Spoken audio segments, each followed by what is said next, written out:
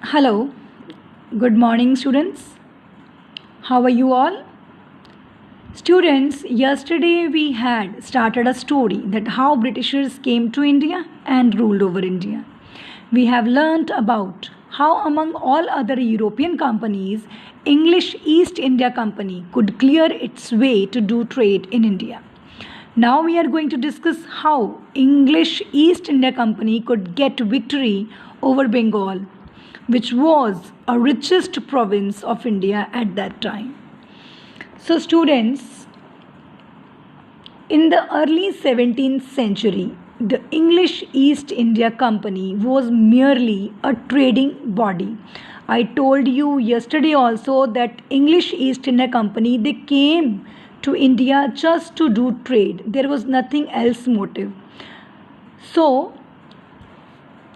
English East India Company sent requests to Mughal emperors for trade concessions and privileges.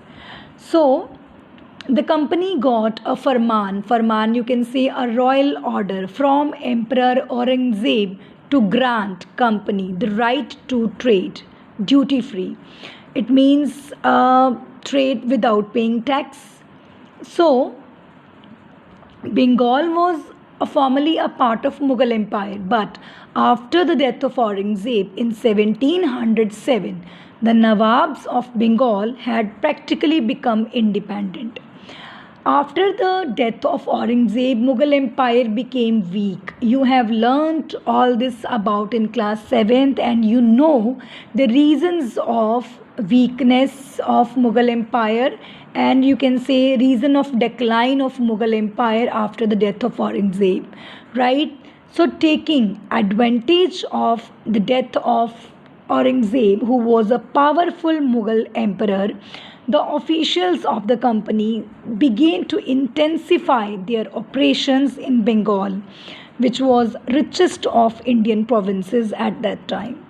So the grant for duty free trade, it was only for English East India Company, but not for any private trade done by company officials, but they misused this grant or this facility given to company by the Mughal emperors. They started their private trade without paying duty.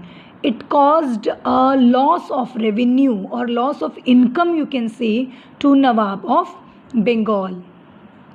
So then conflicts between Nawab of Bengal and English East India Company started. What happened that Bengal in first half of 18th century was ruled by Murshid Quli Khan, then Shujauddin, then Alwardi Khan, and all of these were very strong rulers. They exercised strict control over British and suppressed their political ambitions during their period. So Alwardi Khan, he laid two conditions which the company had to obey to continue its rights to trade in Bengal. So what was those conditions?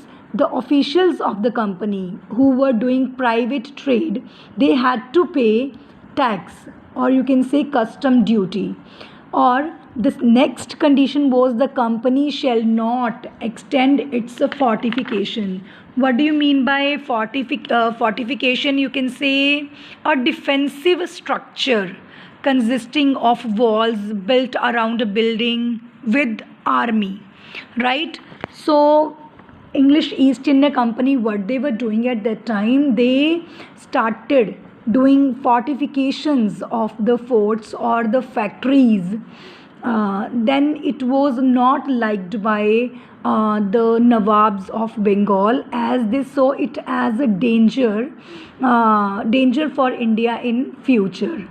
So Alwardi Khan was succeeded by Sirajuddola in 1756, and at that time the British were trying to fortify their settlements in Bengal. He asked the company to remove all its illegal fortifications. So the Nawab, he sent his troops and occupied the company's factories in Calcutta. Calcutta was a small village at that time. So the British officials, they were not happy at this development. They didn't like this act of Sirajuddola. Actually, Sirajuddola, he captured some of the army officials also, British officials also. So company decided to depose, or you can say eliminate, Sirajuddola from the post of from the throne of Nawab, and install a puppet Nawab in his place who could agree with their demands. Students, I am making this video in continuation with the last video, as the last video was stopped itself due to some technical error. Okay students, what we were discussing, that how British of English East India Company was very unhappy with Sirajuddola, and they decided to eliminate him and install a puppet Nawab in his place. So what happened? This led to a war. On 23rd June 1757, the armies of Sirajuddola and English East India Company, they met at a place, Plassey. The British forces were led by Robert Clive, and the other party was Sirajuddola. So Sirajuddola, he was defeated by English East India Company.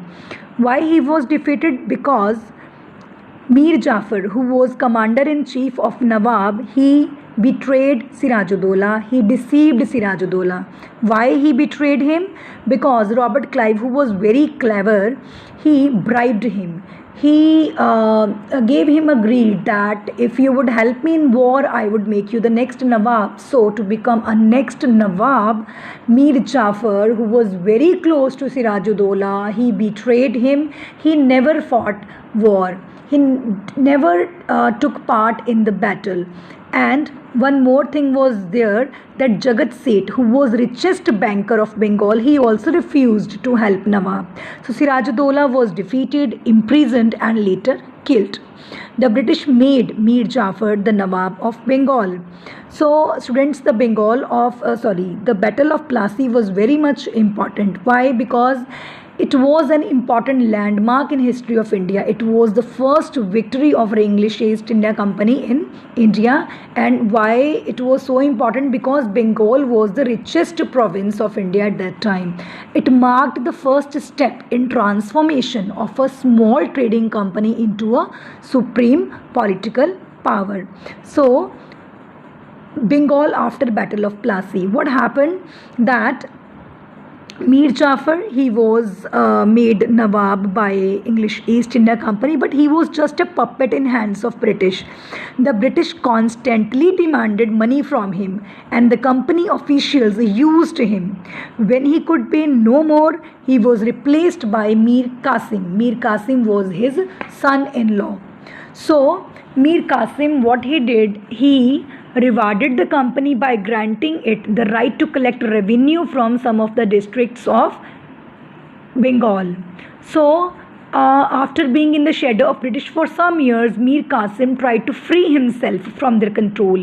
He dismissed the court officials who favored the British. He hired European experts who trained his army. He also abolished all duties on internal trade so that both Indian and British merchants could trade on equal terms, and this was not at all acceptable to British merchants because it ended their trade monopoly and affected their profits negatively. Now the British decided to depose Mir Qasim also, and that was the start of a next fight between English East India Company and Mir Qasim, which was called Battle of Buxar. We will discuss about Battle of Buxar in next video. Okay, so I want you to go through both these videos and try to understand this story. It is not difficult at all. I just need your concentration. Okay, and if you have any problem, you are free to ask me anything. God bless you all. You will get your homework.